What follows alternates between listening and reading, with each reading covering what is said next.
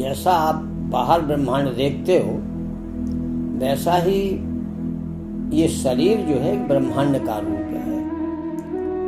आप सबने कथाओं में सुना होगा, दिख रहा वा निज माते अद्भुत रूप अखंड। जब भगवान कृष्ण ने अपना मुंह खोला तो यशोदा ने क्या देखा था? मुख में सब संसार देखा, मुख में सब संसार, सारा ब्रह्मांड भगवान ने अपने अंदर ही तो दिखाया। गंगा यमुना सरस्वती की बहती धार, मुख में देखा सब संसार। तो सारा जो ब्रह्मांड, मानव तन जो है ये ब्रह्मांड का एक बीज है, और बीज में पूरा वृक्ष समाया होता है। वैसे ही जो आप जगत में देख रहे हो ये सारा ब्रह्मांड आपके अंदर है। आपने ज्योतिषियों को हाथ दिखाया होगा, तो हाथ देख करके ज्योतिषी क्या कहते हैं? आपके हाथ में ही बताते हैं कि ये शुक्र का स्थान है, ये बुध का स्थान है, ये शनि का स्थान है, ये सूर्य का स्थान है, ये मंगल का स्थान है। बताते हैं कि नहीं बताते? तो सारे ग्रह जो हैं आपके हाथ में ही तो उनके स्थान है, और उसी के अनुसार जो है वो अपने ज्योतिष के अनुसार आपको बताते हैं कि आपका शुक्र कमजोर है, या आपका बुध कमजोर है, या आपका चंद्रमा कमजोर है, और उसके अनुसार आपको जो है कोई ना कोई नग देते। नग हमारे शरीर पर क्या प्रभाव करता है?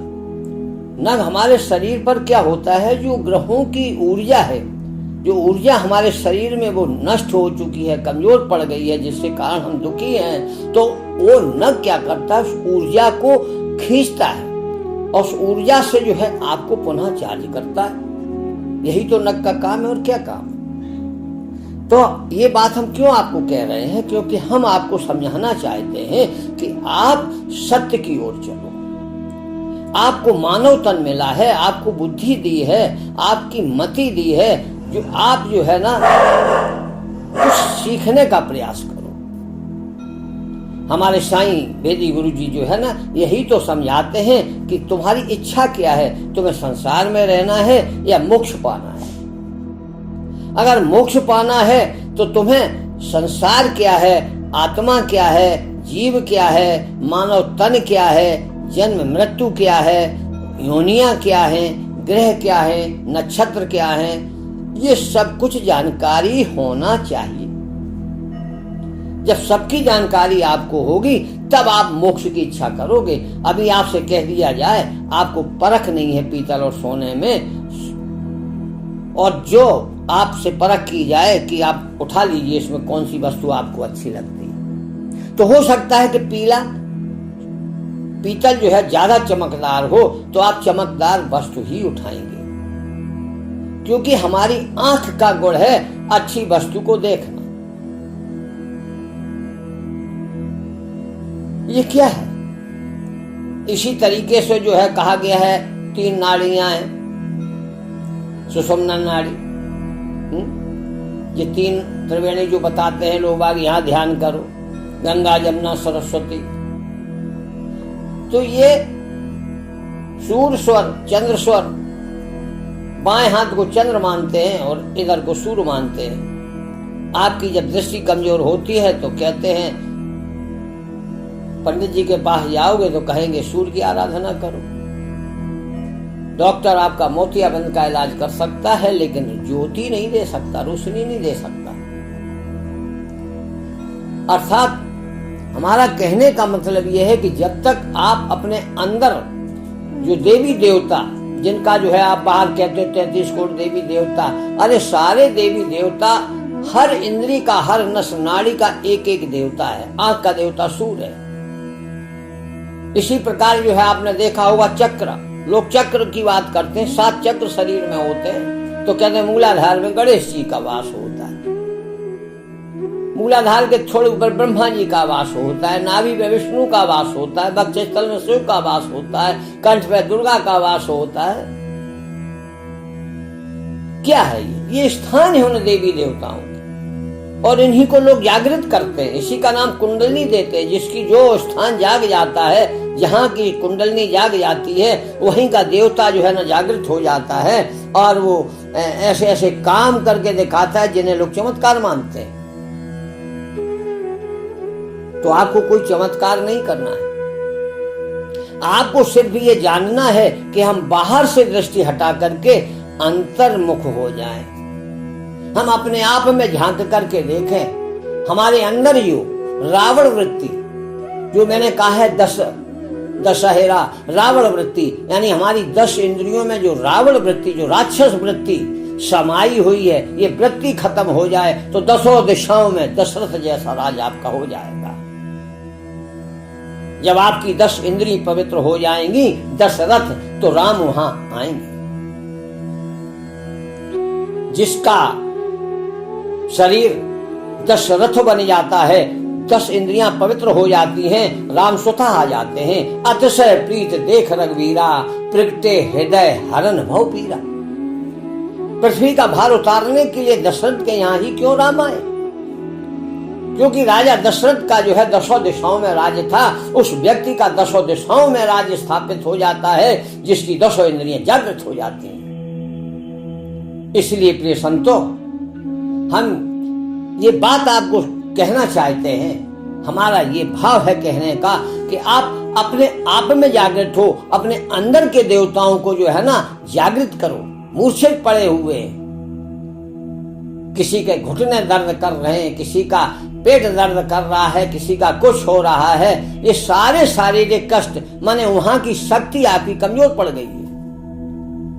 और देवता कोई मानव जैसे नहीं होंगे कि वो आप जैसा शरीर हो और वहां बैठे हो, नहीं। जितने भी जो है देवी देवता कहा गया है, ये सब ऊर्जा रूप में अपना काम करते हैं। तो हमारे शरीर की ऊर्जा जिस अंग की कमजोर पड़ जाती है, जानो वहां का देवता सुसुप्ति अवस्था में पड़ा हुआ है। तो हमें अपने शरीर के अंग अंग में जो देवताओं का निवास है, उन देवताओं को जागृत करना है। वो सारे देवता जागृत कब होंगे? उनका पोषण कहां से होता है? उनका पोषण आत्मा से होता है। शरीर का पोषण अन्न से होता है, जल से होता है। लेकिन आपके अंदर जो देवताओं के स्थान हैं, वो आत्म बल आत्मा से ही चेतन होते हैं। इसलिए कहा गया है, जो चेतन को जड़ करे जड़ करे चेतन, असमर्थ रघुवीर को भजे जीवते धन। तो जो हमारे देवता अंदर के मूर्छित पड़े हुए हैं, मृतावस्था को प्राप्त हो रहे हैं, राम कौन है? आत्मा ही तो राम है। आत्मा राम, परमात्मा तो अलग है। आत्मा को परमात्मा से पावर मिलता है, परमात्मा से आत्मा को पावर मिलता है, और आत्मा से आपके शरीर को पावर मिलता है। मन भी उसी से चलता है, बुद्धि भी उसी से चलती है। आपका शरीर का हर अंग आत्म शक्ति से ही चलता है। ये चेतन है। चेतन निकल जाए तो शरीर तो जड़ है, सारी इंद्रियां जड़ हो जाएंगी, सारे देवता जो है अपने अपने स्थान में विश्राम ले जाएंगे।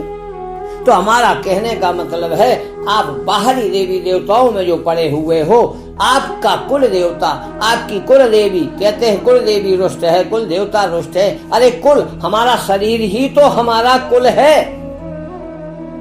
अरे मरने के बाद पता नहीं किस कुल में चले जाए, किस योनि में चले जाएं, कौन सा कुल, किस कुल की बात कर रहे हो? हमारा शरीर, हमारा तन, अपनी अपनी आत्मा, अपना अपना कर्म। 4 भाई हैं, माता पिता हैं, जरूरी नहीं है सबका भाग्य एक सा हो, क्योंकि हर आत्मा के साथ उसका कर्म जुड़ा होता है। हर आत्मा कहीं भी जा सकती है, कहीं भी जन्म ले सकती है। हो सकता है तुम्हारे परिवार में कोई पितर ऐसा अच्छा कर्म बन जाए उसका कि वो जाकर के जो है ना चंद्रलोक में चला जाए, सूर्यलोक में चला जाए, ब्रह्मलोक में चला जाए, स्वर्ग में चला जाए, वैकुंठ में चला जाए। और कोई आत्मा उसी कुल की जाए, हो सकता है कि नरक योनि में चली जाए। क्योंकि सब कर्म का खेल होता है। इसलिए हम कहते हैं शुभम करोति कल्याणम, शुभ सोचो, बस ये सोचना ही तो तुम्हारा कर्म बन जाएगा। मन में जो विचार आएगा वही तुम क्रिया रूप में लाओगे, वो कर्म बन जाता है। इसलिए सबसे पहले अंदर की सफाई करो, अपने अंदर के देवताओं को जानो, और अंदर के देवताओं को शक्ति दो। जब अंदर के देवता सबल होंगे, और वो तभी सबल होंगे जब आपका आत्मबल बढ़ेगा। आज हर व्यक्ति भयभीत है, उसका आत्मबल कमजोर पड़ा हुआ है, सहारा ढूंढ रहा है। अरे परमात्मा ने तुम्हें जो है ना, तुम्हारे कर्मों पर डिपेंड करके तुम्हें इतना पावरफुल बनाने के लिए भेजा है। मानव तन मिला है, इतने पावरफुल बनो, अपना भी कल्याण करो और दूसरों का भी कल्याण करो।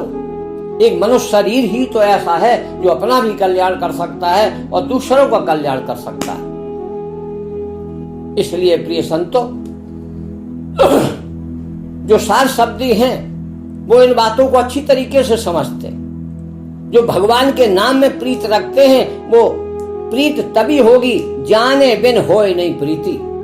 जो बिना जाने राम राम श्याम श्याम हरे कृष्ण जप रहे हैं, इन्हें कुछ फल मिलने वाला नहीं है।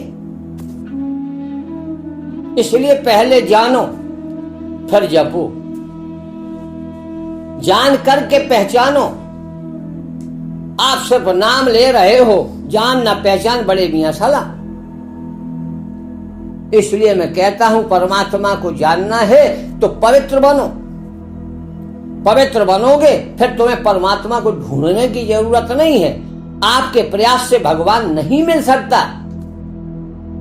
आप कितने ही मंत्र जपो, कितनी साधना करो, एक पैर खड़े हो जाओ, समाधि ले जाओ, परमात्मा मिलने वाला नहीं है। क्योंकि भगवान स्वयं मिलता है। भगवान स्वयं जिसे अपना पात्र समझता है, उसे स्वयं आकर के मिलता है। हम और आप तो परमात्मा को भूल गए। कौन सी यात्रा से जाओगे? कोई अंदर से दौड़ लगा रहा है, कोई बाहर से दौड़ लगा रहा है, कोई दान में ढूंढ रहा है, कोई मंत्रों में ढूंढ रहा है, कोई वेदों में ढूंढ रहा है। अरे साहब, वो कहते हैं मैं कहीं नहीं हूं, मैं तो भक्तों के हृदय में निवास करता हूं। भक्त कौन है? जो जुड़ा हुआ है। किससे जुड़ा हुआ है? सत से जुड़ा हुआ है। सत से जुड़े हुए जो प्राणी है, जो आत्मा है, वो हंस आत्मा है। और सत किसी के पास है नहीं। अरे हो सकता है अनेकों नाम हैं, तभी तो कहा है कोट नाम है जगत में, तासे मुक्ति न हो। अरे कितने नाम जपोगे भाई? और जपने से मिला क्या? ऋषि मुनियों ने जतन कराया, अंत राम कह आए नहीं। अंत तक राम कहने ही नहीं आ पाता है। कहने का मतलब है हम राम को जानते ही नहीं है। क्या राम? अरे राम रमनते रामते योग ना, जो कण कण में रम रहा है, रोम रोम में रमने वाला राम है। ये कहते तो सब हैं, लेकिन कैसे हम जाने कि कण कण में राम है? लोग बात तर्क करते, क्या गधे में भी राम है? अरे राम के बिना तो कोई चीज है ही नहीं। अब आप कहते हो जब गधे में राम है तो हम उसको भी प्रणाम करें। अरे नहीं भाई, सूर्य की रोशनी तो गधे पर भी पड़ती है, तो क्या आप सूर्य को प्रणाम नहीं करेंगे? सूर्य को प्रणाम करेंगे या गधे के ऊपर धूप पड़ रही है, धूप को प्रणाम करोगे? परमात्मा सब में है, लेकिन कैसे है वो अनुभूति से ही जाना जा सकता है। ना वो वेदों में जाना जा सकता, ना शास्त्रों में, ना पुराणों में, ना कोई गुरु अपने मुख से जो है बखान कर सकता है। कोई गुरु तुम्हें नहीं बता सकता राम क्या है। राम ही स्वयं बताएगा आकर के, मैं राम हूं। जब तक तुम्हें स्वयं आकर के परमात्मा नहीं मिलेगा, तब तक आपका मोक्ष होने वाला नहीं। इसलिए मैं चाहता हूं, सभी संत भाइयों को निवेदन करता हूं, सभी सज्जनों को, सभी जीवों को, सभी प्राणियों को, कि जो मोक्ष मार्ग पर चलना चाहते हैं, वो सबसे पहले जो है थोड़ा काम करें, भटकना छोड़ दें और अपने आप में विचार करें। अपने आप में विचार करें, मेरे अंदर कितनी अच्छाइयां और कितनी बुराइयां हैं। नोट करके रखो। हर क्षण, प्रतिदिन एक एक रावण को मारते जाओ, एक एक बुराई को हटाते जाओ। जिस दिन आपके शरीर से बुराइयां हटती चली जाएंगी, बस विचार करने की जरूरत है, क्योंकि आप मन के अधीन हो। अरे मन के अधीन मत बनो, मन को अपने अधीन बनाओ। जो आत्मा कहेगी मैं वही करूंगा, मन कहेगा मैं नहीं करूंगा। दो ऑप्शन आपके पास है, एक आत्मा की आवाज और एक मन की आवाज। जब तक आप मन की आवाज सुनते रहोगे, परमात्मा की आवाज नहीं सुनाई देगी। जिस दिन आप मन की आवाज को शांत कर लोगे, मन की सुनना बंद कर लोगे, फिर आत्मा को ही परमात्मा की आवाज सुनाई देता है। मन की औकात नहीं है कि वो परमात्मा की आवाज सुन सके। इसलिए प्रिय सज्जनों, हाथ जोड़कर के आपसे यही निवेदन, यही विनती करता हूं, सुधरो। अब वक्त नहीं है बिगड़ने का, जो हो गया सो हो गया। बहुत कमाई कर ली जीवन की, अब परिवर्तन युग में आप जी रहे हो। सनातन को पहचानो, सत्य को पहचानो। सत्य सत्य तुम सत्य सनातन, तुम ही हो हमारे तन मन धन। इस आधार पर टिक जाओ, सत्य की ओर लौटो, सत्य को पहचानो, अपने स्व को जानो, स्वानुभूति करो, फिर परमात्मा की अनुभूति होगी। अबे तुम्हें अपने आप का ही पता नहीं, मैं कौन हूं, क्या हूं। इसलिए अब समय नहीं है, अब वक्त नहीं है। बहुत समय दे दिया भगवान ने, बहुत सुविधाएं तुम्हें दे दी भगवान ने। पहले तो भगवान के सत्संग सुनने के लिए जाना पड़ता था, लेकिन अब विज्ञान का माध्यम बना करके आप किसी भी संत की कोई भी वेद, कोई भी पुराण घर बैठे आप मोबाइल से सुन लेते हो। और भगवान कितनी सुविधाएं तुम्हें दे, फिर भी तुम संसार में पड़े हुए हो। अरे ये संसार के भौतिक सुख देने वाले नहीं हैं, ये क्षणिक हैं। अंत तो गत्वा इनसे दुख ही मिलेगा। हम ये नहीं कहते तो क्या हम संसार करना छोड़ दें? नहीं, संसार करते रहो, लेकिन करते करते भी सत्य की ओर बढ़ो। सत्य को जानो कि आखिर में ये जो मैं संसार का भोग रहा हूं, ये भोग हमें भोगने के लिए दिया किसने है? परमात्मा ने जो तुम्हें बुद्धि दी है, जो धन दिया है, जो औलाद दी है, जो सुख यश वैभव दिया है, उसका हम सदुपयोग कैसे करें? आज सदुपयोग कम है, दुरुपयोग ज्यादा हो रहा है। विलासी जीवन जीने वाले को कभी भगवान नहीं मिलता, और जो मन का गुलाम है वही विलासी है। जो मन का दास है वही उदास है। जो आत्मा का दास है, जो राम का दास है, वो कभी उदास नहीं होता। इसलिए प्रिय भक्तों, मैं यही कहना चाहता हूं कि आप राम के दास बनो, फिर तुम्हें किसी और की आस नहीं करनी पड़ेगी। हम कहते हैं अपने आप में स्वच्छता लाओ, अपने आप में। अब दीपावली आ रही है, दीपावली पर जैसे घर स्वच्छ करोगे, नई नई वस्तुएं लाओगे, पुरानी वस्तुओं को घर से बाहर कबाड़े के रूप में हटाओगे, वैसे ही जो है आप दिवाली तक अपने अंदर जो भी कबाड़ा भरा हुआ है, इस कबाड़े को बाहर करना प्रारंभ कर दो। जो आपको शुभ लाभ की प्राप्ति हो सके, आपकी बुद्धि शुभ होगी, आपके कर्म शुभ होंगे, आपके विचार शुभ होंगे, तो फिर क्या लाभ ही लाभ है। उसी का नाम तो लक्ष्मी है।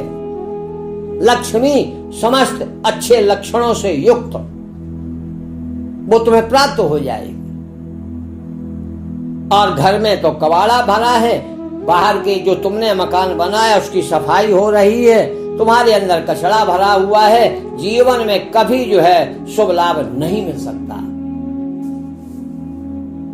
इसलिए प्रिय भक्तों, हम आपसे बार बार यही कहना चाहते हैं कि आप अपने आप में विचारो, ठहर जाओ, भागदौड़ बंद कर दो। 3-3 घंटे 4-4 घंटे माला मंत्र मूर्ति कर रहे हो, अच्छी बात है, अरे पवित्र होकर के जाओ। भगवान का दर्शन तो आपको जो है ना घर बैठे ही मिल जाएगा। आंख बंद करो, अगर तन मन निर्मल है तो परमात्मा आपके पास ही तो है। वो कहाँ है जो तुम जा रहे हो? लोग लाइन लगाए हैं मंदिरों में, भगवान का दर्शन हो जाए, धक्का मुक्की हो रही है, किसी की जेब कट रही, किसी का मोबाइल जा रहा है। अरे ये कोई भक्ति नहीं है। इस भ्रमजाल, इस माया जाल से दूर हटो। परमात्मा तुम्हें ही मिलेगा, दूसरे को नहीं। भीड़ में भगवान नहीं मिलेगा, किसी गुरु संत के यहाँ भगवान नहीं मिलेगा। बस तुम अपने आप को पवित्र कर लो, अपने आप को जान लो, स्थिर हो जाओ, ठहर जाओ। परमात्मा अतिशय प्रीत देख रघुबीरा, प्रगटे हृदय हरण भव पीरा। उस परमात्मा के प्रति आपके हृदय में जिस दिन प्रेम जागृत हो जाएगा, उसी दिन भगवान आपके हृदय में प्रकट हो जाएगा। बोलो रमैया राम, नमो नमः।